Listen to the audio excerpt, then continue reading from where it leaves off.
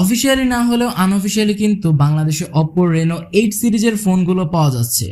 তো কিরকম একটা প্রাইসে পাওয়া যাচ্ছে এবং এই ফোনটা কি আপনাদের ভ্যালু ফর মানি কিনা এবং কোথায় গেলে এই ফোনটা আপনারা পেতে পারেন, এই সব কিছু প্রশ্নের উত্তর থাকছে এই ভিডিওতে। প্লাস আমরা বলবো এই ফোনটা কি আনঅফিসিয়ালি কিনা ভালো হবে নাকি অফিসিয়ালি আসলে কেনা ভালো হবে। তো চলুন এই সব কিছু নিয়ে ভিডিওটি স্টার্ট করা যাক। পুরো ভিডিও জুড়ে মাইন থাকছে আপনাদের সাথে, আপনারা দেখছেন টেকটক উইথ মাইন। ভিডিও শুরু করার আগে যারা এখন আমাদের চ্যানেলটি সাবস্ক্রাইব করেনি তারা এখনই সাবস্ক্রাইব করে পাশে থাকা বেল আইকনটি প্রেস করে দিন। অ্যাট ফার্স্ট যদি ফোনের লুকস এন্ড বিল্ড কোয়ালিটির দিকে তাকানো হয়, এই ফোনটার ফ্রেমে থাকছে প্লাস্টিক এবং এটা ফুললি প্লাস্টিক বডির একটি ফোন। যদিও এর যে বড় ভাই রয়েছে Oppo Reno 8 Pro, সেখানে পেছনে গ্লাস ফিনিশ রয়েছে। তো এই ফোনটা প্লাস্টিক হওয়া সত্ত্বেও এর যে গ্রেডিয়েন্ট কালার ভ্যারিয়েন্টটা রয়েছে এটা আমার কাছে খুবই সুন্দর লেগেছে, যে কারো নজর কাড়বে। এবং রেয়ারে যে বড় সড়ো একটা ক্যামেরা বাম্প রয়েছে এটাও কিন্তু যে কারো চোখে পড়বে। এবং এর স্লিমনেস দিয়ে যদি বলতে হয়, এই ফোনটা হচ্ছে 7.7 মিলিমিটার থিকনেস করা হয়েছে, অর্থাৎ বেশ স্লিম একটি ফোন। এবং এটা খুবই লাইট ওয়েট, অর্থাৎ 179 গ্রাম ওয়েট এই ফোনটার। সো আমার কাছে আসলেই পার্সোনালি এই লাইট ওয়েট এবং বিল্ড কোয়ালিটিটা খুবই ভালো লেগেছে। ডিসপ্লে নিয়ে যদি বলতে হয়, এই ফোনে থাকছে 6.4 ইঞ্চের ফুল এইচডি প্লাস রেজলিউশনের একটি অ্যামোলেড ডিসপ্লে, যেখানে 90 হার্জ রিফ্রেশ রেট থাকছে এবং এর পিক ব্রাইটনেস হচ্ছে 800 নিটস। এই ফোনটার পিপিআই ডেনসিটি হচ্ছে 411 এবং এর ডিসপ্লে প্রোটেকশন হিসেবে পেয়ে যাবেন কর্নিং গরিলা গ্লাস 5। এই ফোনটা অ্যামোলেড ডিসপ্লে হতে কালার রিপ্রোডাকশন বেশ ভালো, প্লাস 90 হার্জের যেহেতু একটা রিফ্রেশ রেট রয়েছে, টাচ রেসপন্স আপনারা বেশ ভালো পেয়ে যাবেন।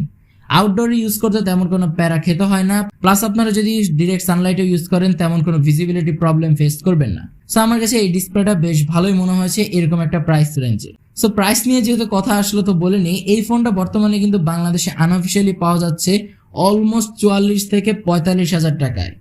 সো 44 থেকে 45 হাজার টাকায় আসলে এই ফোনটা আমার কাছে একটু বেশি প্রাইসের মনে হচ্ছে, যেটা নিয়ে আমরা একটু পরে ভিডিওতে আলোচনা করব।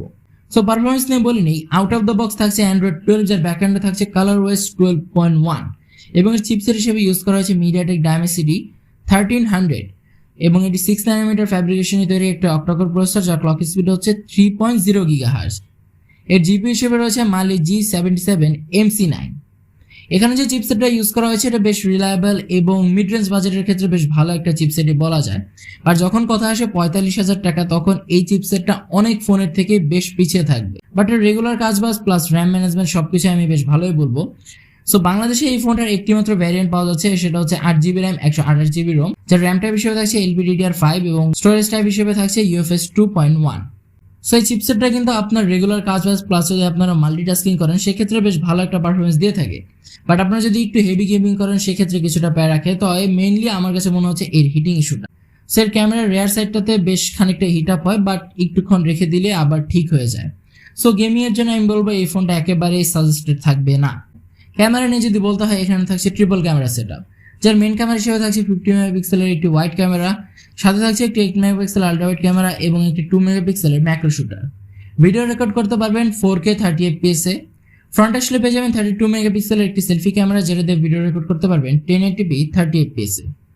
এই ফোনটার রেয়ার ক্যামেরা পারফরমেন্সটা বেশ ভালো মনে হলেও এর যে ভিডিও কোয়ালিটি সেখানে আমার কাছে বেশ ত্রুটি মনে হয়েছে, কারণ এখানে কোনো প্রকার ওএস এর সাপোর্ট নেই।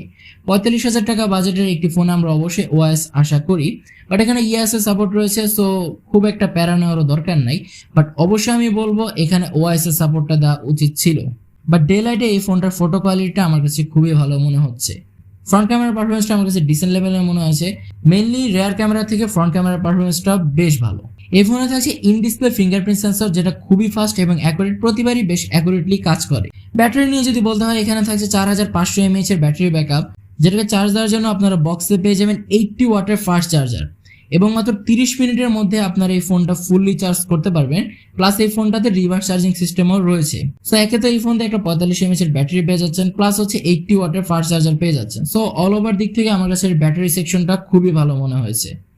অ্যান্ড এই ফোন দিয়ে একবার চার্জ দিলে আপনার স্ক্রিন অন টাইম অলমোস্ট 5 থেকে 6 ঘন্টার মতো পেয়ে যাবেন।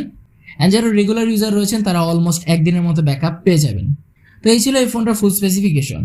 এই ফোনটার প্রাইসিং এবং লঞ্চিং ডেট নিয়ে যদি বলতে হয়, বাংলাদেশে এই ফোনটা অফিসিয়ালি কবে আসবে সেটা নিয়ে এখনো কোনো লিক্স নেই, বাট আনঅফিসিয়ালি এই ফোনটা বসুন্ধরা সহ যমুনা ফিউচার পার্কের বিভিন্ন শপে আপনারা পেয়ে যাবেন। প্লাস এই ফোনটা কিন্তু বাংলাদেশে আনঅফিসিয়ালি পাওয়া যাচ্ছে 44 থেকে 45 হাজার টাকা বাজেটের আশেপাশে।